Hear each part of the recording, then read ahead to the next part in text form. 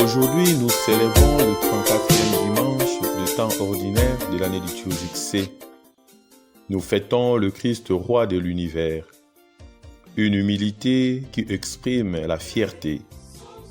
Bien-aimés, tous les débats engagés autour de Jésus depuis plus de 2 millénaires se trouvent encore anticipés dans l'évangile de Luc aujourd'hui, qui nous montre le Christ en croix. Certains spectateurs se moquent de son échec, le tournent en dérision, mais un pauvre homme, du sein de sa détresse, découvre avec émerveillement sa force miséricordieuse et confesse sa royauté. À celui-ci, Jésus mourant, ose faire cette promesse. Aujourd'hui même, tu seras avec moi dans mon royaume. Ceci fait partie de cette parole de Jésus sur la croix. Après avoir parlé à sa mère et aux disciples qu'il aimait, en dehors de son voisin sur la croix. Nous constatons que c'est au Père qu'il réserve les dernières paroles. « Père, entre tes mains je remets mon esprit. Père, pardonne-leur, ils ne savent pas ce qu'ils font. » Au cœur de sa faiblesse, alors que tout en lui pourrait se révolter, Jésus choisit de faire confiance et s'en remet totalement au Père. En demandant le pardon pour ses bourreaux, il nous ouvre la porte fermée par notre suffisance et notre péché. En Jésus, la source est libérée, la confiance avec le Père rétablie, notre identité de fils héritier du royaume révélée. En Christ, le monde est réconcilié définitivement. La toute-puissance de ce roi nous rend notre identité, nous relie au Père et nous fait participer à sa vie. Une vraie humilité qui exprime la fierté. Être chrétien n'est pas un anéantissement, mais c'est une fierté.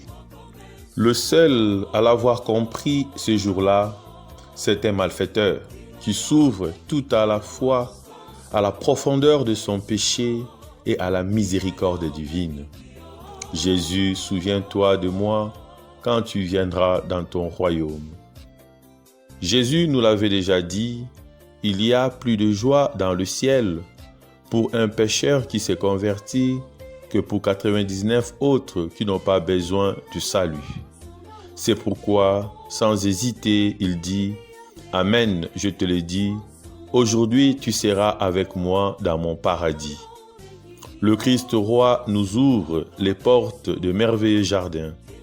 Il est le nouvel Adam, parfaite image et ressemblance du Père. En lui se reflète le visage du Père, mais aussi l'appel à nous laisser transfigurer par lui, à nous recevoir à notre tour comme fils bien-aimés. Pour nous croyants, cette solennité marque le commencement de la gloire, le sens de la fierté. La miséricorde s'est affirmée plus forte que la haine, la fierté plus forte que l'humiliation, la joie plus forte que la tristesse, la paix plus forte que la discorde, la résurrection plus forte que la mort.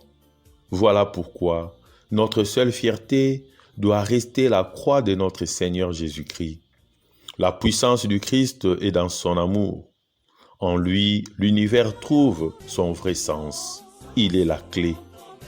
Frères et sœurs dans le Christ, découvrons l'humilité de Dieu en contemplant ce roi, né dans la pauvreté d'une crèche, mort nu sur la croix et qui chaque jour se donne à nous sous l'humble apparence du pain partagé qui est l'Eucharistie.